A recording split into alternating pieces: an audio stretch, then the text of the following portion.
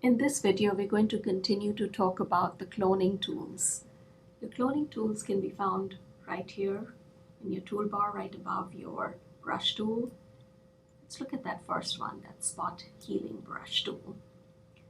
You can come in here, and what this does is it samples the area from right around it, the pixels from right around it, and fills in your blemishes that way. So unlike the clone stamp tool, where you needed to actually sample an area with an option click or an alt click, here you can just go ahead and start painting in.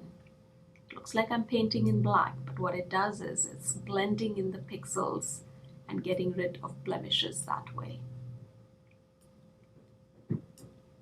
So that's your spot healing brush tool. And it can be really quick and easy to use. The next one down is your healing brush tool. I'm going to go to the Dune image and show you over here what this healing brush tool does. Pick up my healing brush tool over here. What it does is it sort of blends the two areas together. So again, I would need to sample an area. I would come down here and option click I'll get my crossbar and my cursor, option click, and with this loaded on my cursor, I come in and paint. It looks like I'm painting it in and replacing like in clone stamp, but look what happens when I let go of my mouse. It just kind of blended this texture into the sky texture. That wasn't a very good example. Let me do that again. If I come in here and pick up this texture and paint it in, now you get a better idea of what I'm talking about. Let's get rid of that. The next one down is your patch tool. This will depend on your source or your destination in your options bar. So say I select, this gives me like a lasso tool.